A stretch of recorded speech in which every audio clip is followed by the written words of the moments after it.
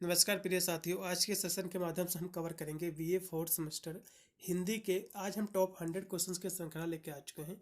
इसमें टोटल आपके 100 आपके एमसीक्यू आपके क्वेश्चन हैं, जो कि कहीं ना कहीं आपको अपने एग्जाम में इसमें से काफ़ी पर्सन आपको देखने को मिलेंगे। इसकी मैंने चैप्टर्स क्लासें करा दी हैं। टोटल इसमें 8 आपके चैप्टर थे, 8 आपकी यूनिट थी। सभी मैंने जो है यूनिट कंप्लीट करा दी हैं। सभी की एमसीक्यू भी मैंने साथ में करा चुका हूँ। आप चाहे तो चैप्टर्स क्लासें ले सकते हैं। फिर बहुत सारे विश्वविद्यालय के मैं पेपर भी सॉल्व करा रहा हूँ, आप उनको भी देखकर जो है जा सकते हैं। इसमें टोटल आपके 100 आपके क्वेश्चन आपके दिए हैं। कुछ यूनिवर्सिटी में 75 ही क्वेश्चन पूछे जाते हैं। क्वेश्चन चाहे जितने पूछे जाएँ, या जितने कहने का मतलब मेरा ये है कि जितने कह रहा है एग्जाम में करने को उतने ही कीजिएगा। ज़्यादा क्वेश्चन आपको करने की कोई भी आवश्यकता आपको नहीं है। इसका पहला क्वेश्चन देखिएगा, अनुवाद शब्द जो है मिलकर बना हुआ। तो अनुवाद जो है दो शब्दों से मिलकर बना हुआ है। अन उपसर्ग प्लस वाद शब्द से मिलकर बना हुआ है। ठीक है, चलेगा। वैसे तो अनुवाद होता क्या, थोड़ा सा मैं बताता चलूँगा। किसी भाषा में लिखी गई या फिर जो है किसी भाषा में कही गई बात को दूसरी भाषा में बदलना या फिर जो है परिवर्तित करना, उसी को हम जो है ट्रांसलेशन कहते हैं, अनुवाद कहते हैं। ये इंग्लिश के जो है दो शब्दों से मिलकर बना हुआ है। ये तो आपका हिंदी का हो गया। ये आपका जो है ट्रांस प्लस लेसन आपके दो शब्दों से आपका मिलकर ही जो है बना हुआ है। ट्रांस का मतलब होता है पार, लेसन का मतलब होता है ले जाना। यानी जो है पार ले जाना, मतलब एक भाषा से दूसरी भाषा में ले जाना, इसी को हम ट्रांसलेशन कहते हैं। ये जो है ले जाना, ये जो दोनों शब्द हैं ये लैटिन भाषा के शब्द हैं। कौन से हैं तो कहोगे ये लैटिन भाषा के शब्द। एग्जाम में क्वेश्चन पूछा जाता है कि जो ट्रांसलेशन शब्द है जो कि दो शब्दों से मिलकर बना हुआ है, ये किस भाषा का शब्द है, तो ये लैटिन भाषा का शब्द है। ये आपको याद रखना बिंदु। अगला क्वेश्चन भी आपका दिया जो कि 2 नंबर क्वेश्चन है। अनुवाद शब्द में अनु तथा जो है वाद का क्रम का अर्थ क्या होता है आपको बताओ। तो अनु मतलब होता है अनुगमन करना, और वाद का मतलब होता है कहना। इसमें का पहला ऑप्शन होगा। फिर आपका है 3 नंबर क्वेश्चन है कि अनुवाद का जो है महत्व कब से है, आपको ये बताना है। तो अनुवाद का महत्व जो है सृष्टि के अनादिकाल से है। इसमें का राइट होगा आपका दूसरा ऑप्शन। अगला क्वेश्चन भी आपका 4 नंबर है। अनुवाद शब्द अंग्रेजी के किस शब्द के पर्याय के रूप में जो है ग्रहण किया जाता है। मतलब अनुवाद को जो है इंग्लिश में क्या कहते हैं, तो इसको ट्रांसलेशन कहते हैं। इसमें का राइट हो जाएगा आपका तीसरा ऑप्शन। आपके जो है फोर्थ सेमेस्टर में हिंदी का पेपर बहुत ही ईजी आएगा, चाहे आपकी लिखित की परीक्षा हो या आपका जो है एमसीक्यू का पेपर आपका कराया जाए, यह पेपर बहुत ही ईजी आपका है। अगला क्वेश्चन देखिएगा जो कि 5 नंबर क्वेश्चन है। किसी भाव विचारों को जो है दूसरी भाषा में व्यक्त करना, ये जो है कैसा कार्य है आपको ये बताना है। तो जो है कठिन और जो है श्रम साध्य कार्य है। इसमें का राइट होगा आपका पहला ऑप्शन। अगला क्वेश्चन भी आपका 6 नंबर है कि असत्य आपको इसमें से जो है आपको कथन आपको छांटना है। तो अनुवाद एक जो है भाषिक प्रक्रिया है, बिल्कुल भाषिक प्रक्रिया है। स्रोत भाषा पाठ को ही जो है अनुदित जो है पाठ भी जो है कहा जाता, तो ये बात गलत होगी, क्योंकि स्रोत भाषा को जो है अनुदित जो है पाठ नहीं कहा जाता है। इसमें का जो राइट हो जाएगा आपका हो जाएगा इसमें का दूसरा ऑप्शन। ये दूसरा ऑप्शन गलत है। तीसरा भी ऑप्शन पूर्णतः सत्य है, क्योंकि अनुवाद का जो है मुख्य जो ध्येय है मूल पाठ के भाव को जो है संप्रेषण करना। संप्रेषण का मतलब क्या होता है, जैसे कि संदेश को भेजना होता है, वैसे तो संप्रेषण का मतलब यहाँ से मतलब ये होता है कि जो मूल पाठ है उसके भाव को जो है लोगों तक पहुँचाना। पहुँचाना भी जो है भेजना, दोनों एक ही चीज़ होती है। ये भी इसमें का सही है, लेकिन दूसरा ऑप्शन पूर्णतः जो है गलत है, इसलिए इसमें का राइट होगा आपका दूसरा ऑप्शन। अगला क्वेश्चन भी आपका दिया हुआ जो कि है आपका 7 नंबर क्वेश्चन है कि लिप्यांतरण शब्द के जो है उत्तरार्ध में किसकी ध्वनि जो है इंगित होती है, आपको ये बताना है। तो लिप्यांतरण का मतलब होता है परिवर्तन। देखो लिप्यांतरण होता क्या, थोड़ा सा इस पर हम चर्चा के ले रहे हैं। लिपि प्लस अंतरण, ये जो है दो शब्दों से मिलकर बना हुआ लिप्यांतरण। तो लिपि प्लस जो है अंतरण, यानी लिपि का जो अंतर होता है इसी को हम लिप्यांतरण कहते हैं। अब लिपि का अंतर होता क्या है, मान लो मैं जो है चलो हेलो मान लो जो है मैंने इस तरह से लिखा हेलो, ठीक है। तो यहाँ जो है ये हिंदी में लिखा हुआ है, तो आप जो है इसको इंग्लिश में कैसे लिखोगे, हेलो इस तरह से आप लिखोगे, ठीक है। मतलब जो है आपको ट्रांसलेशन आपको बिल्कुल भी नहीं करना, बल्कि आपको लिपि का केवल जो है अंतर करना है, जो है लिपि आपको बदलना है बस, ठीक है। इसी को हम लिप्यांतरण कहते हैं। ये ट्रांसलेशन से भिन्न है, केवल लिपि का अंतर। ये मैंने हिंदी में हेलो इस तरह से लिखा, इंग्लिश में इस तरह से लिखा जाएगा, अन्य भाषा में किसी दूसरी तरह लिखा जाएगा। केवल लिपि का अंतर ही लिप्यांतरण कहलाता है। इतनी परिभाषा आपको केवल याद रखना है बस। इसमें जो है केवल लिपि का जो है परिवर्तन होता है बस। इसमें का तीसरा ऑप्शन। अगला ऑप्शन भी आपका 8 नंबर है कि अनुवाद के लिए जो है किस शब्दकोश की आवश्यकता होती है, आपको बताना। तो द्विभाषिक की होती है। अनुवाद के लिए द्विभाषिक की आवश्यकता क्यों होती है, थोड़ा सा आपको बताने का प्रयास करूंगा। अनुवादक जो भी होता है, जो ट्रांसलेटर आपका होता है, उसको कम से कम दो भाषाओं का ज्ञान होना चाहिए। कौन कौन सी? एक होना चाहिए एसएल, एक होनी चाहिए टीएल। अब एसएल और टीएल क्या है? एसएल का मतलब होता है सोर्स लैंग्वेज, इसका मतलब क्या होता है? Source language. और टीएल का मतलब होता है टारगेट लैंग्वेज, टारगेट लैंग्वेज। अब सोर्स भाषा क्या होती है? जिसको हम स्रोत भाषा कहते हैं, ठीक है, स्रोत भाषा इसको हिंदी में कहा जाता है। तो स्रोत भाषा और लक्ष्य भाषा क्या होती है, तो थोड़ा सा इस पर हम चर्चा के ले रहे हैं। स्रोत भाषा का मतलब ये होता है कि कोई पाठ पहले से जिस भाषा में लिखी गई है या फिर कोई बोला गया शब्द, उसी को हम जो है स्रोत भाषा कहते हैं। मान लो आपकी जो है कोई बुक जो है, जो ट्रांसलेटर यानी जो अनुवादक, उसके अनुवादक नहीं यहाँ कह सकते हैं, जो उसका राइटर है, जिस भाषा में उसको पहले लिख दिया है, तो वह उसकी जो है क्या कहलाएगी? स्रोत भाषा कहलाएगी। मान लो आप मूवी की बात कर लो, तो हिंदी की जितनी भी मूवियाँ होती हैं वे तो हिंदी डब में आती हैं, चलो ठीक है। अब जो साउथ की मूवियाँ आती हैं तो कुछ अब तो हिंदी में आने लगी, नहीं तो पहले जो है तेलुगु या फिर तमिल में आती थी। तो जिस भाषा में जो उसका रिलीज हो चुकी है, कोई भी अब प्रकाशन उसका हुआ है, तो उसको हम स्रोत भाषा कहते हैं। अब उसको जो है किसी दूसरी भाषा में उसका परिवर्तन करना, तो उसको हम जो है टारगेट जो है लैंग्वेज कहते हैं, लक्ष्य भाषा कहते हैं, ठीक है। यानी जो है स्रोत भाषा को लक्ष्य भाषा में बदलना, ये भी जो है अनुवाद कहलाता है। इस तरह से भी इसकी आप डेफिनेशन लिख सकते हैं, कोई भी दिक्कत नहीं है। तो इसमें जो है अनुवादक के जो सबसे जरूरी है, तो आपका जो स्रोत भाषा है, जो पहले से जिस भाषा में कोई चीज़ लिखी हुई है, तो जो अनुवादक होता है, जो ट्रांसलेटर होता, कम से कम उसको जो है जो पहले से जो कोई बात जो लिखी हुई है उसका पढ़ना उसको आता हो, उसके बारे में ज्ञान हो, उस लैंग्वेज के बारे में। और दूसरी, और जिसको जिस भाषा में उस चीज़ को बदलना है, आपको रूपांतरित करना है दूसरी लैंग्वेज में, तो उसका भी आपको प्रॉपर ज्ञान होना चाहिए, तभी आप उसका जो है ट्रांसलेट आप कर पाओगे। इसलिए जो है अनुवाद के लिए जो शब्दकोश की आवश्यकता होती है द्विभाषिक होती है, ना कि एक भाषिक। चलिए अगला क्वेश्चन देखिएगा, जो कि आपका 9 नंबर क्वेश्चन है। हाँ, मनुष्य को जो है मशीन का सहयोग किस तरह से जो है प्राप्त होता है, आपको बताना है। तो ये दो तरह से होता है। अगला क्वेश्चन भी आपका 10 नंबर है कि अध्ययन के जो है सुविधा के लिए जो है अनुवाद के वर्गीकरण का रूप क्या है, आपको बताना है। तो ये जो रूप है, ये भारतीय मत, ये दोनों प्रकार से इसमें लगाएगा, आपका होगा तीसरा ऑप्शन। चलिए अगला क्वेश्चन भी आपका है, अनुवाद के संबंध में भारतीय मत के कितने जो है उपवर्ग हैं? तो इसके दो उपवर्ग हैं, दो उपवर्ग है, वही आपके टारगेट लैंग्वेज और आपका जो है सोर्स आपकी लैंग्वेज। अगला क्वेश्चन भी आपका दिया हुआ कि लक्ष्य भाषा के लिए अंग्रेजी के लिए जो है प्रयोग किया जाने वाला शब्द, अभी मैंने आपको बताया है लक्ष्य भाषा, टारगेट आपकी लैंग्वेज, इसको जो है टारगेट लैंग्वेज कहते हैं लक्ष्य भाषा को। यदि पूछेगा स्रोत भाषा, तो स्रोत भाषा को हम इंग्लिश में जो है हम सोर्स लैंग्वेज कहते हैं, ठीक है। अगला क्वेश्चन भी आपका दिया जो कि 13 नंबर क्वेश्चन है, मशीन अधिकतम जो है कितने प्रतिशत जो है शुद्ध अनुवाद जो है कर सकती है? तो 90% जो है मशीन जो है शुद्ध अनुवाद कर सकती है, जिसको हम ट्रांसलेशन, गूगल ट्रांसलेशन भी हम कह सकते हैं। अगला क्वेश्चन भी आपका दिया जो कि 14 नंबर क्वेश्चन है कि नायडा के अनुसार अनुवाद प्रक्रिया के का चरण है। तो अनुवाद प्रक्रिया के जो है यानी अंतरण, पाठ विश्लेषण, पुनर्गठनीय, सभी इसके जो है प्रक्रिया के चरण है, स्टेप है, इसलिए इसमें का राइट होगा आपका चौथा ऑप्शन।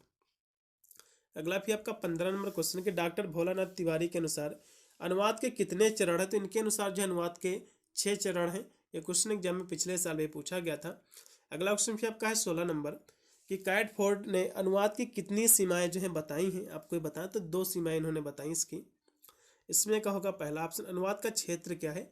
तो अनुवाद का जो क्षेत्र है वार्तालाप भी कह सकते हैं और धार्मिक भी है और जो है विश्व साहित्य की परिकल्पना के परे भी, इसलिए इसमें का होगा डी ऑप्शन उपरोक्त के सभी। अनुवाद की सीमा है, तो अनुवाद की सीमा जो है सामाजिक सांस्कृतिक भी है, भाषा परक भी है और पाठ जो है प्राकृत परक, ये सभी, इसलिए इसमें का होगा डी ऑप्शन उपरोक्त के सभी। फिर आपका 19 नंबर क्वेश्चन की न्यूयॉर्क के अनुसार अनुवाद प्रक्रिया के जो है सोपान है। तो अनुवाद प्रक्रिया के जो सोपान है वो है आपका जो है परिलोचन है, इसमें का आप तीसरा ऑप्शन लगेगा, पूर्णतः राइट हो जाएगा। अगला क्वेश्चन भी आपका है 20 नंबर कि हिंदी अंग्रेजी अनुवाद की समस्या क्या है, आपको ये बताना है हिंदी अंग्रेजी अनुवाद की। तो इसमें जो है क्रियापदों का अनुवाद भी एक प्रकार की समस्या है और विश्लेषण पदों का अनुवाद ये भी एक प्रकार की समस्या है। क्रिया विश्लेषण पदों का अनुवाद ये सभी होंगे, इसलिए इसमें आप लगेगा डी ऑप्शन उपयुक्त के सभी। फिर आपका 21 नंबर क्वेश्चन है कि लिपियांतरण अनुवाद में जो है किया जाता है, तो लिपि का जो है परिवर्तन किया जाता है। ठीक है, लिपि का परिवर्तन अभी मैंने आपको बताया था, इसमें जो है लिपि का अंतर किया जाता है, इसी को हम लिपियांतरण कहते हैं। ना कि कोई इसका ट्रांसलेशन नहीं होता, बल्कि लिपि का अंतर होता है। ठीक है, जैसे कि मान लो आप जो है, ठीक है, आप मान लो जो है नमस्ते, इस तरह से जो है आप लिखते हैं हिंदी में, तो आप जब इंग्लिश में इसको आप लिखोगे तो इस तरह से आप जो है नमस्ते लिखते हैं। तो ये जो लिपि का अंतर हुआ है, ये चीज़ इंग्लिश में लिखी हुई है, ये चीज़ हिंदी में लिखी हुई है, दोनों चीज़ सेम है, लिखा वही चीज़ है, केवल लिपि का अंतर है। ना कि इसका ट्रांसलेट में हुआ, ट्रांसलेट भी नहीं हुआ है, बल्कि लिपि का अंतर हुआ है। ये चीज़ इंग्लिश में है, ये चीज़ हिंदी में लिखी हुई है, इसी को हम लिपियांतरण कहते हैं।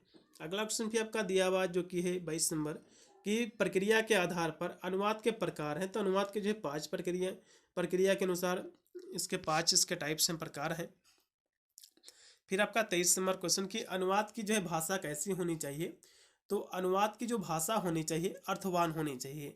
जो अनुवाद, मान लो कोई चीज़ पहले से किसी भाषा में लिखी हुई है, तो अब उसका जब अनुवाद कर रहे हो दूसरी भाषा में, तो उसमें अच्छे शब्दों का आप इस्तेमाल कीजिए, अर्थवान होनी चाहिए, जिससे व्यक्ति पढ़े तो उसको समझ में आए।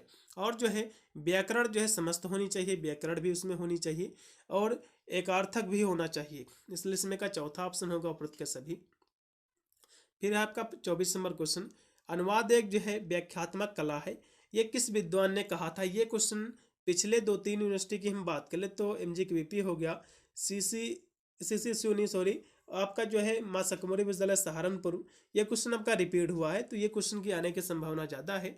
तो अनुवाद एक व्याख्यात्मक कला है, जो कि नैरोटो ओलो ने कहा था, इसमें का राइट होगा आपका चौथा ऑप्शन। फिर आपका है 25 नंबर कि वाक्य के स्तर पर होने वाला अनुवाद कौन सा है, आपको बताना है। तो ये जो है शब्दानुवाद है, यानी वाक्य के स्तर पर, जो वाक्य के स्तर पर होगा उसको हम शब्द अनुवाद कहेंगे। अगला क्वेश्चन भी आपका दिया जो कि 26 नंबर है कि वह अनुवाद है जो समय की बचत करने के कारण जो है आज बहुत ही लोकप्रिय है, तो उसको जो हम सारा अनुवाद कहते हैं। इसमें का चौथा ऑप्शन पूर्णतः राइट होगा। फिर 27 नंबर क्वेश्चन है कि गीता का हिंदी अनुवाद हखल्लब ने जो है किस सन में किया था। तो ये जो है 1644 में किया था। ठीक है, हखल्लब जो कि गीता का हिंदी में अनुवाद किया था। अगला क्वेश्चन भी आपका दिया हुआ है 28 नंबर है कि बहुभाषिक समाज की जो है सहज आवश्यकता है। तो ये जो है संपर्क भाषा की, इसमें का होगा दूसरा ऑप्शन। बहुभाषिक समाज में अनुवाद का क्षेत्र क्या है, आपको बताना, तो जो है जनसंचार माध्यम, ये भी इसका क्षेत्र आएगा, और साहित्य भी है, ज्ञान विज्ञान का क्षेत्र है, सभी से इसमें का चौथा होगा उपरोक्त के सभी।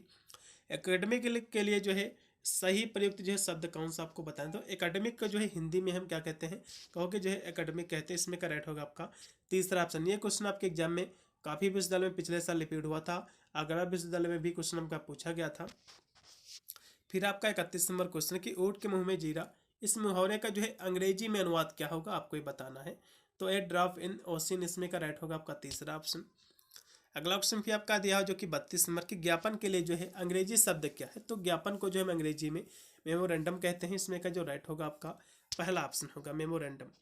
विड्रॉल का जो है हिंदी पर्याय क्या है, तो विड्रॉल का मतलब होता है निकासी। आप जब जाते होंगे बैंक वगैरह, तो आप उसमें विड्रॉल भर के तो जो है जब रुपये निकालने जाते हो, तो आप विड्रॉल के माध्यम से ही तो रुपये निकालते हो, वही आपका विड्रॉल है। ठीक है, इसका मतलब होता है निकासी, नकदी।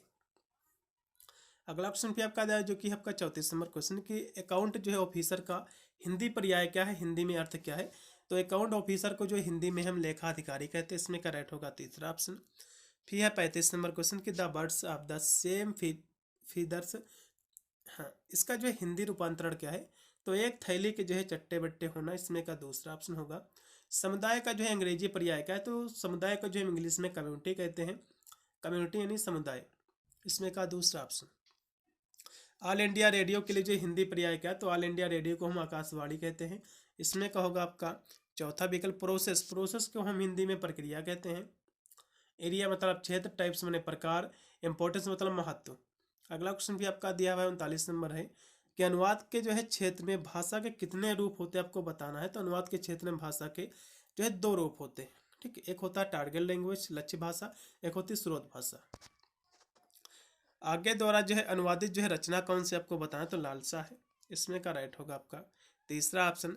सृजनात्मक जो है भाषा में शब्दों के अर्थ होते हैं, तो इसके जो है कल्पनातीत भी होते हैं, और जो है विशेष और कोश से भी जो है आगे भी होते हैं, इसलिए इसमें आप चौथा लगेगा। उपरोक्त के सभी इसके अर्थ होते हैं अलग अलग डिफरेंट। हिंदी शब्द सागर के जो है प्रधान संपादक कौन थे आपको बताना, तो श्याम सुंदर दास जी थे। इसमें का चौथा ऑप्शन। मिथक का अर्थ क्या होता है आपको ये बताते हैं। मिथक का मतलब होता है कपोल कथा, कपोल कल्पना और गल्प, ये सभी, इसलिए का डी ऑप्शन लगाइएगा। खालिक बारी के जो है रचयिता कौन है, तो अमीर खुसरो जी हैं, इसमें का दूसरा ऑप्शन। पर्याय कोश में दिए जाते हैं, तो इसमें जो है शब्दों के समानार्थी शब्द होते हैं। फिर कोश का जो है सबसे प्राचीनतम नाम क्या है, तो इसका प्राचीनतम नाम है वो है निघंटु है, ठीक है। इसमें का राइट होगा दूसरा ऑप्शन। थिसारस शब्द जो है किस भाषा से लिया गया, तो जो है ग्रीक भाषा के शब्द है।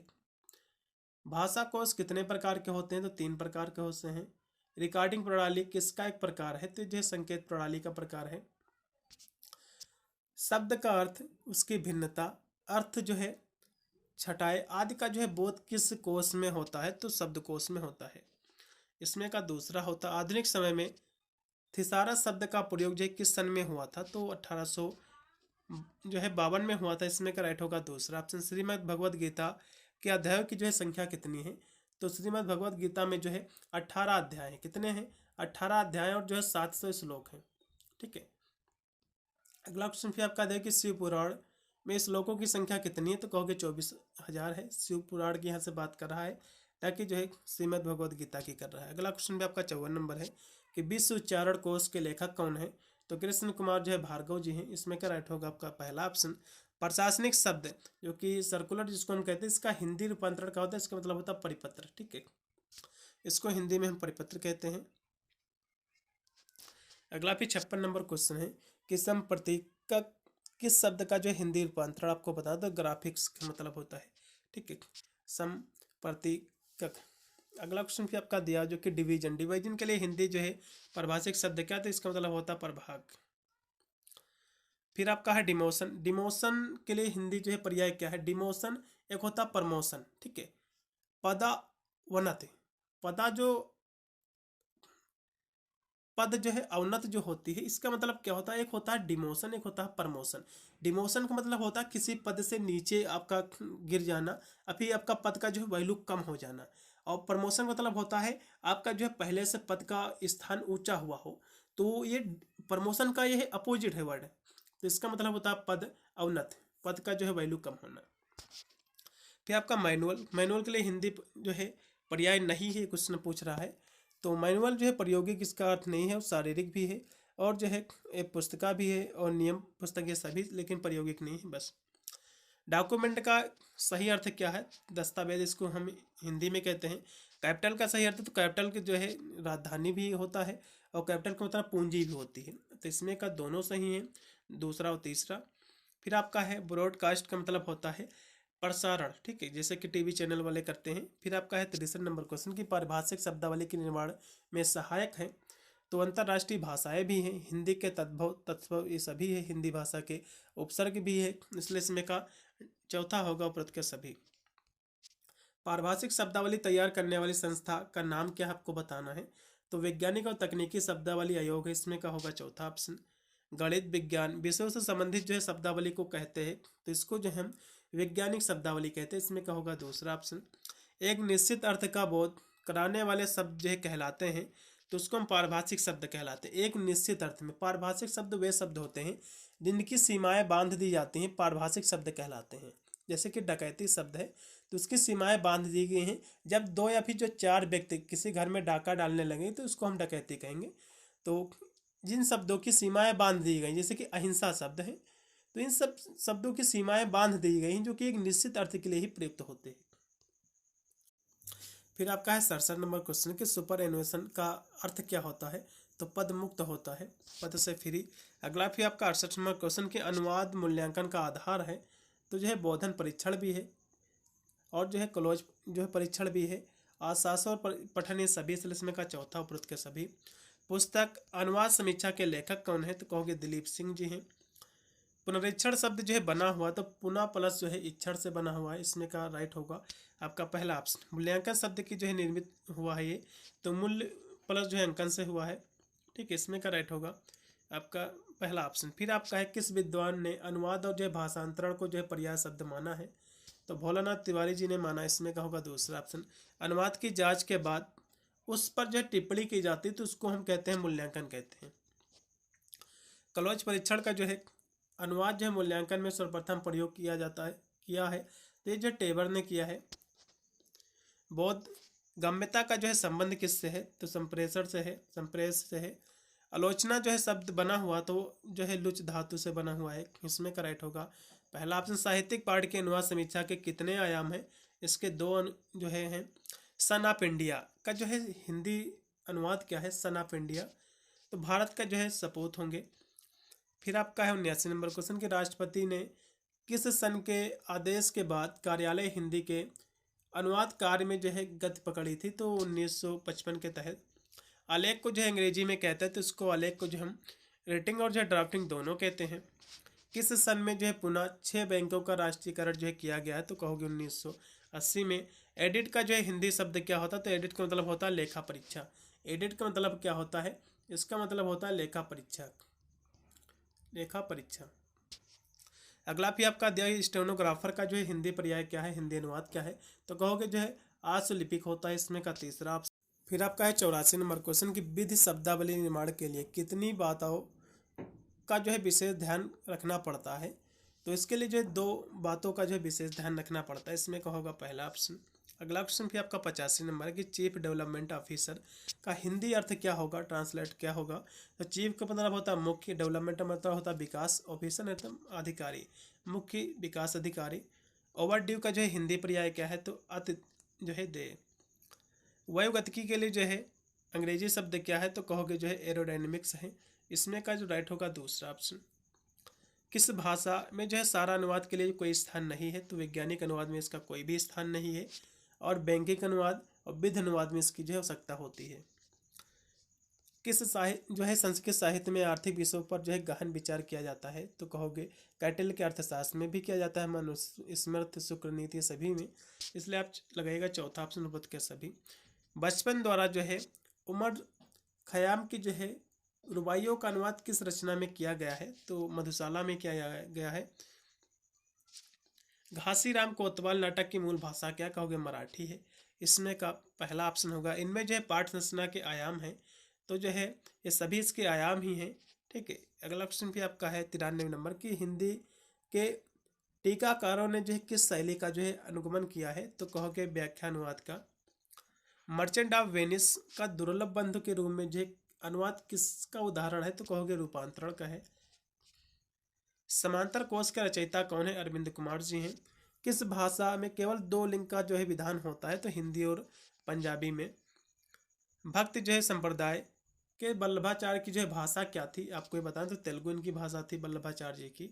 भारत की जो है बहुभाषिकता में अनुवाद की जो है भूमिका क्या है? तो बहुत ही महत्वपूर्ण इसकी भूमिका है। इसमें आप लगाइएगा जो राइट होगा आपका दूसरा ऑप्शन। फिर आपका 99 नंबर क्वेश्चन कि भारतीय भाषाओं में अनुवाद कब से हो रहा है? तो ये सदियों से हो रहा है। ठीक है। इसमें आप लगाइएगा अनादिकाल से। राइट होगा पहला ऑप्शन। लास्ट में आपका 100 नंबर क्वेश्चन है जिस जो है नई भाषा में अनुवाद किया जाता तो उसको क्या कहते हैं? तो जिस नई भाषा में अनुवाद कहते हैं उसको भैया लक्ष्य भाषा कहते हैं। देखो सोर्स लैंग्वेज जो होती है, सोर्स लैंग्वेज जिसको हम स्रोत भाषा कहते हैं, तो एसल आपकी जो होती है सोर्स लैंग्वेज, तो ये जो पहले से किसी भाषा में जो लिखी गई है जिसका प्रकाशन हुआ है तो उससे जो है दूसरी भाषा में, यहाँ क्या लिखा है? जिस नई भाषा में अनुवाद किया जाता है, ये तो आपकी स्रोत भाषा है पहले से ही, इसका किसी नई भाषा में जब अनुवाद किया जाता है तो उसको हम जो है टारगेट लैंग्वेज कहते हैं, टीएल कहते हैं। टारगेट जो है लक्ष्य भाषा कहते हैं। ठीक है। तो ये क्वेश्चन एग्जाम में फंसेगा जरूर। इसमें क्या होगा आपका पहला ऑप्शन। टोटल मैंने क्वेश्चन करा दिए, इसमें 100 क्वेश्चन थे। चैप्टर इसकी क्लासें भी करा रखी, ज़्यादा कोई भी क्लास हमारी लंबी नहीं है, बहुत जो है 15 से 20 मिनट की हमारी प्रत्येक क्लासें हैं। आप जाकर चाहे तो एक ही दिन में सारी जो है क्लासें कंप्लीट कर सकते हैं। सभी क्लासों में 50-50 क्वेश्चन है। टोटल आपके 8 आपके चैप्टर थे, तो उस अकॉर्डिंग जो है 400 क्वेश्चन आपके बने हैं संपूर्ण आपके सिलेबस के, संपूर्ण आपके पाठ्यक्रम से। तो जाकर आप तैयारी कर सकते हैं। और बहुत सारे मैं पेपर भी सॉल्व करा रहा हूँ जो कहीं ना कहीं आपको पर एग्जाम में अच्छे नंबर दिलाने के लिए बहुत ही महत्वपूर्ण साबित होंगे। मिलता हूँ वीडियो के लिए, तब तक सभी को thank you for watching this video.